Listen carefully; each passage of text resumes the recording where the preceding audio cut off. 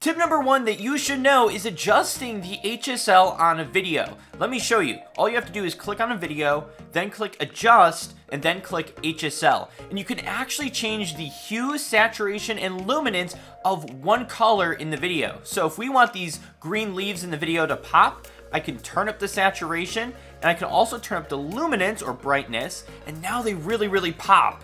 Or if I want to get creative, I could turn the saturation all the way down, and now we're just focusing on our main character and everything else is in this kind of black and white kind of state. So this is a super useful feature if you want to make colors pop in your videos. Tip number 2 that you should know is you can remove the CapCut branding at the end. A lot of people don't realize this. You can literally just click on it and click delete, and you don't have to have CapCut branding at the end. Tip number 3 is you can actually remove the background from videos without having a green screen. All you have to do is click on the video, click cut out, and then click remove background. And it'll actually go through the video and attempt to remove the background for you. Now, depending on your video, it might be difficult for CapCut to do it, but I found in most cases, it actually does a pretty good job at removing the background without a green screen. Tip number 4 is you can actually blur someone's face and it'll actually track them and follow them around.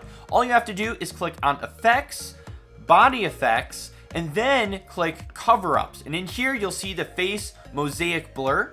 We can just click on that and click the check mark, extend it for the full length of our clip. And now when we click play, we can see the blur will actually track them even though we can see that the camera is moving around. Tip number 5 is that you can automatically add captions and subtitles to your videos. All you have to do is click the text button, and then you can click auto captions, and then just click start, and it'll automatically go through and caption your video. Once it's done, you'll see it on the bottom here. You might want to resize it, style it, make sure everything is spelled correctly, but then you'll have captions added to your videos without having to do anything. Tip number 6 is that you can actually add a subscribe button right inside of CapCut. All you have to do is click on stickers, and then click on the one with the little notification symbol, and then you can click on the subscribe sticker, click the check mark, and then you can actually resize it with your fingers, move it around on screen, and encourage people to subscribe. Speaking of which, if you haven't yet, make sure you subscribe to this channel. I do CapCut tutorials like this all the time.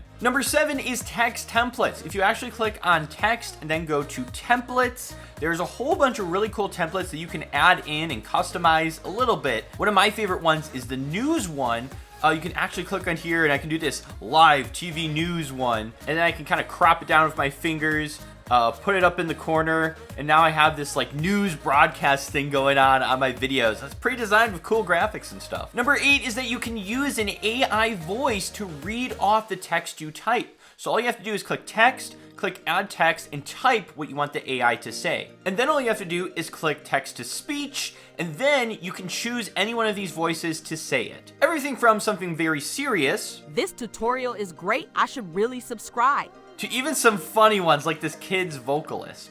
"This tutorial is great, I should really subscribe." Once you click the check mark, it'll generate the text to speech, and then it'll have it as an audio file underneath your video. Number 9 is that most music in CapCut is copyrighted. So if you try to use this for commercial, or you try to go and post this on YouTube, you're gonna get copyright strikes because the majority of it is copyrighted. Now, what I like to use is Epidemic Sound. They have a great selection of music and sound effects that I can add that sounds super professional. You can actually get a 30-day free trial if you click my link down below in the description. Any music you use during that free trial won't get a copyright strike. There won't be any weird claims or strikes you'll get. So you can use as much as you like during the free trial. I loved it so much that I kept it after the free trial and have been using it for years. So definitely do that versus using songs that you don't have access to. Tip number 10 is that you can actually add a video clip that you've already added to your timeline to the overlay section. So if I click on this video and I actually want it to be an overlay, I can actually scroll over, and there is actually an overlay button, and what it'll do is move it up to the overlay section, so that way I can have a video on top of a video. And if I want to, I can click on this, scroll back over, and I can click main track, and it'll move it back to the main area. So if you already added something to the timeline, you're like, man, I want that to be an overlay, and just click that overlay button, and it'll move it to the top. Now, there are many more effects that you can learn in CapCut, and that's why I put together this playlist. I've done so many videos on CapCut teaching you cool effects. So if you haven't caught these videos yet, be sure to do so. It'll totally step up your CapCut game and take you to the next level. So hope to catch you there. Please subscribe. See you next time.